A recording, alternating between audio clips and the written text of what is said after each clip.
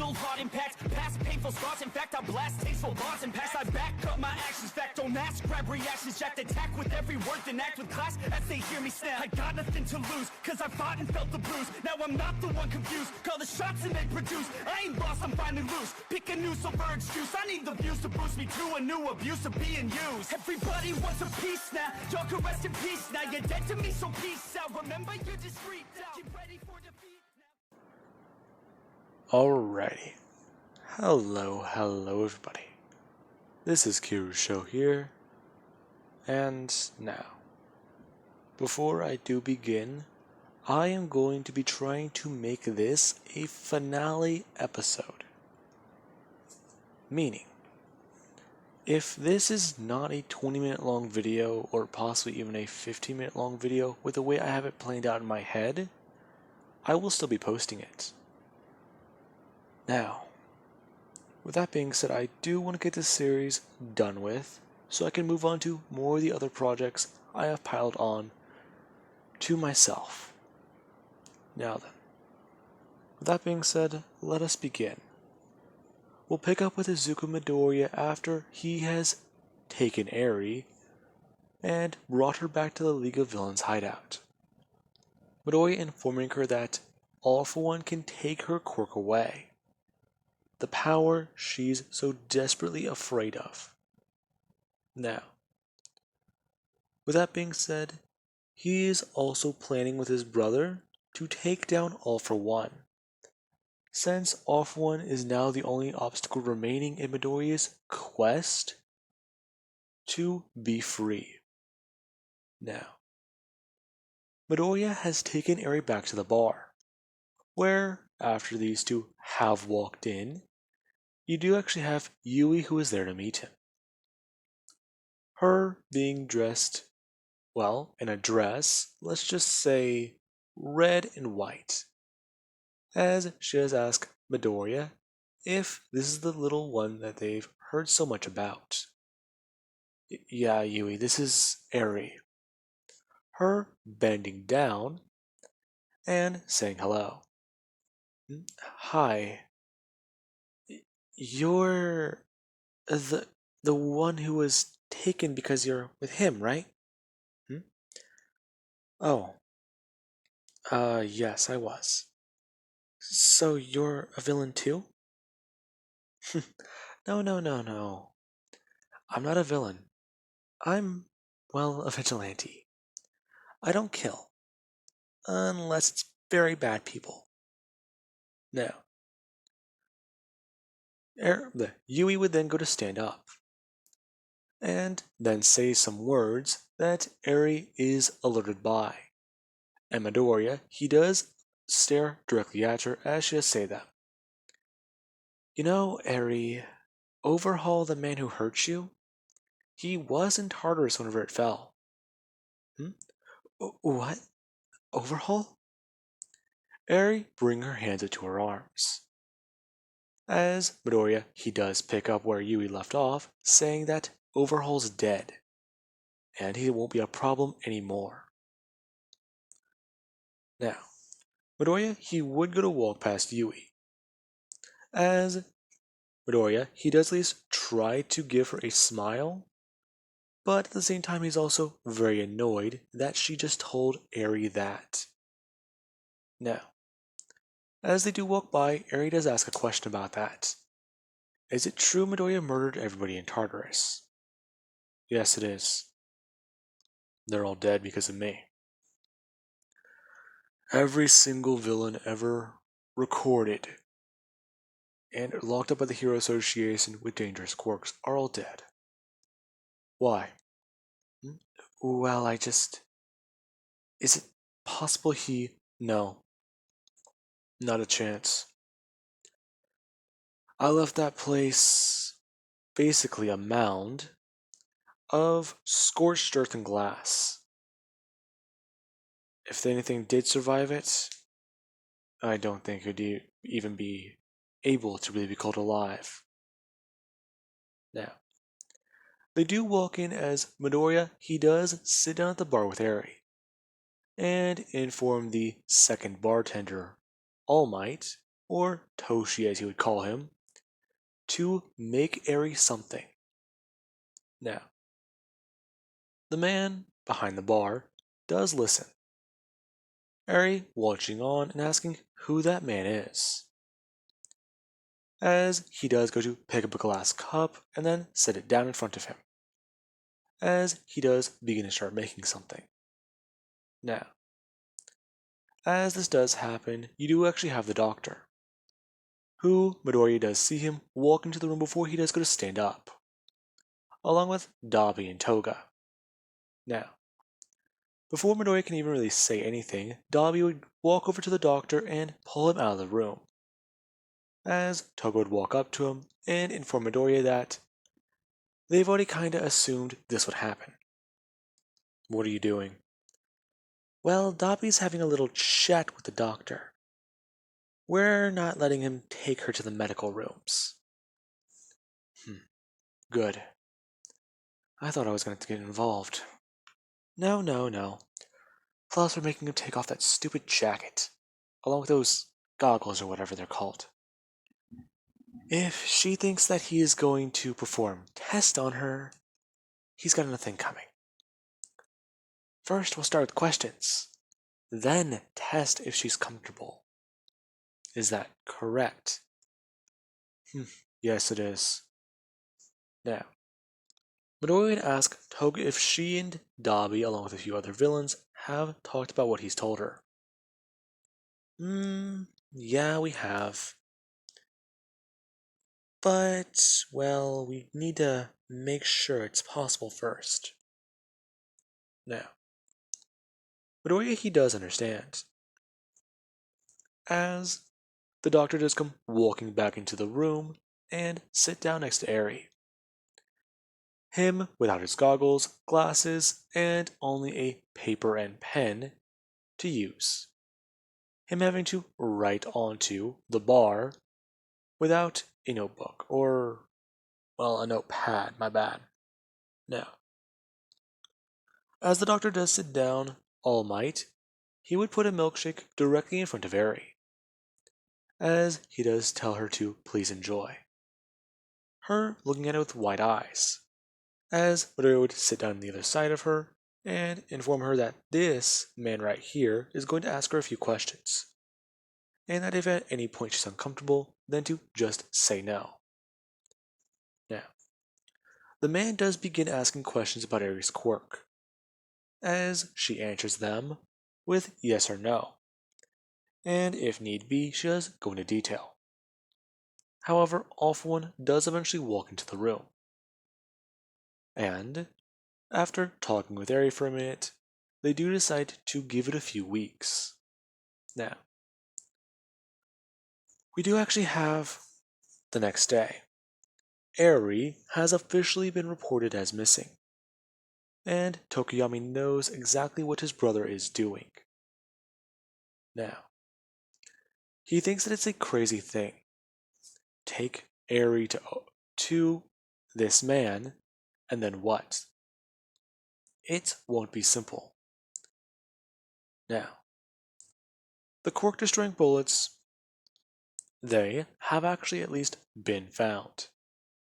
And we do have Midoriya, who, yeah, 1 week after the initial encounter with Eri and the League of Villains, we do have today where everybody Midoriya needs to take out is in the bar. And, well, there you do have Shigaraki, Kirigiri, the Doctor, and All For One. Midoriya thinking about what he has to do.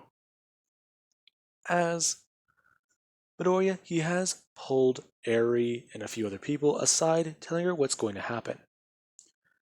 After All For One takes her quirk, Midoriya is going to kill him. And Eri, she is caught off guard by it. As Midoriya, he does explain to her why. And, well, let's just say it's a surprise to her. Now, you do actually then have where everything is put into place. Eri, she is sitting there today. And all for one, he's standing directly in front of her as he does go to bring up his hand, informing her of every action he's going to make just before he does do it, and telling her to please relax, otherwise this is going to be very painful. Now, you do actually have, well, all for one does take Aries' quirk. Midoriya, he does look around the room, and he does wait, as he does decide to leap into action the moment he sees Aerie beginning to fall. Light Shadow jumping out of his arm and turning into a blade of light, as it immediately shoots through the side of Shigaraki's head. Now, the moment that actually does happen, before Shigaraki can even really hit the ground, Midoriya brings up his hand and forms it into a blade, as he punches straight through the back of All For One's mask, and goes to throw up his other finger. Now, the blade that just went through Shigaraki's head, it goes flying directly into Kirigiri's face, and it does begin to tear him apart. Now, the moment this does happen, Midoriya, he brought up his hand and blasted a beam through his finger and hit the doctor point blank in the chest.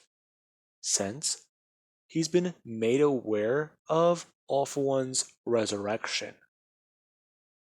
Now, as this all does happen, you do actually have Aerie, who she does still have her eyes closed. And she's barely even registered what's happened because of her fatigue and her grogginess at the situation. However, after she does hear a few distinct falls or sounds, she's informed by somebody to not open her eyes. And then she's let out of the building by somebody. As you do actually have where the vigilante, he does crucify or at least put the bodies of these villains somewhere for heroes to find. Now, it was quite strange, especially because a few days later, the League of Villains hideout was leaked, many of their buildings. And you do actually then have where they just randomly all begin to explode one by one. The Nomu factories, the bar, everywhere you can think of that the villains would have a hideout. They all begin to explode. And you do actually have Tokoyami, who he was combing through the wreckage trying to find survivors. And bodies were found. Now, we do actually then cut to about 2 weeks later at a funeral, where Tokoyami does stand there, and he does just stare at it, his brother's tombstone. As you do actually have Froppy, who would walk up and bring a hand directly onto Tokoyami and hug him. And you do actually then have Bakugo Katsuki, who he was annoyed to show up here today. And at the same time, he is remorseful about everything. His friend is dead. His brother has died. And, well, yeah, it's hard. The last thing he did, take down a villain, the greatest threat ever. And then there was the surprise of All Might. Sir Night-Eye found All Might one day at a police station. Whenever he was informed to go there and ask for Sir Night-Eye, to which he did listen. Now, All Might was reunited with people who he can recognize, as they do want to begin the healing process on him. Now, with that being said, we do cut back over to Tokoyami, who he does put flowers on his brother. He does put flowers on his brother's grave, and he does then look at the 2 plots directly next to his brother, where the rest of his family is buried. Now, Tokoyami, he does turn away, as there's somebody standing off in the distance, or at least he thinks that was. He saw a, well, figure made of light for a second, out of the corner of his eye. He could have swore he saw one. Now, with all that, we do actually have Tokoyami, who, over the course of the next few years, he is, well, seen as a hero, and even his brother is remembered somewhat differently. Sure, his ideas, they were strange, but no one can deny Izuku Midoriya's effect on hero society today. Izuku Midoriya was able to break into Tartarus prison and destroy it, taking out some of the world's most wanted villains and terrorists. Along with that, he's taking down a threat to generations upon generations of people. And the so-called doctor that has been experimenting on children. After this doctor was, well, killed, they noticed a significant decrease in missing persons in not only adults, but a majority of children who have been abandoned by families or have just been randomly gone missing. And we do actually have today. Tokoyami, after he does get off the clock as a top-ranking pro hero, he does actually go to sprout wings made of dark shadow on his back, as he does go to fly away, informing a few pros to do this and do this before they do leave today. As Tokoyami, he flies out of the city, and he continues to fly for at least 2 hours before he does land at a small residence somewhere outside of the city, where there is a few acres of land, and he does walk up and knock on the door. Now, as the door does open, you actually have Midoriya, who he does answer it and begin to smile, saying it's been a minute. I understand. You do know I can't come around very often, but you can come around a lot more. Yeah, that's true. Listen, we're a little busy right now, but I flew so far away. I know, but, well, you know. I know what.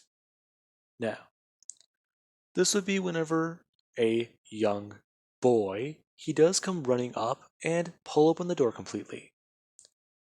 It revealing Midoriya without his shirt. And you do actually have Midoriya's son. Now, the boy, he would jump forwards and into his uncle's arm, talking about how he missed him. I missed you too, Hisashi. Uncle, I have my quirk. Really? And what would your quirk be? Now, you do actually have where he does bring his hands up, and a bird does come flying out of his shoulder, as it does surprise him. Now, he does go to just tell the bird to fly forwards. The bird doing so, as the moment it does take flight, it does begin to rapidly increase in size and decrease, going anywhere from, let's just say, the size of a, well, let's just say a parrot, to the size of a pterodactyl. Now, Tokoyami does watch that, and he does laugh a bit at that, as the bird does come flying back over to Hisashi. And he does talk about how he could be an excellent pro hero one day. Now, Tokoyami does tell his nephew that that is true. What about my cousin? Oh, her. She has yet to unlock her quirk. In fact, we might think it might manifest soon. Really? That's amazing. Uh, Well, what about. Hmm? Hmm. Never mind. Hmm? What was it? I don't think you know yet. Midoriya bending down and telling Hasashi to please be quiet. Hmm? What is it? Now, Yui does come walking over as the door is open completely, and he does see her. She is pregnant again, and he does ask her exactly how far along she is, her informing him about 7 months, and that in 2 she's due. Now, Midoriya does chat with his brother really quickly, and the two do talk about how they need to get together more often and hang out. Midoriya telling him that he can come to the city whenever he does find an identity he can actually stick with. I know. Still challenging, I get it. But you have to do something. Yeah, I get it. Listen, I've just tried staying here and, well, I can't really do much. I see. It's at least good that you stayed home. Yeah, I don't really know much else to say. I'll leave you to it then. You have a good one, bro. You have a good one as well. Tokoyami getting up and going to fly away. As Midoriya, he does watch his brother fly off into the distance toward the city. Since that city does need another pro hero looking after it. Now, with that being said, I do hope you guys enjoyed. Have an amazing night. I'll catch you guys in the next series.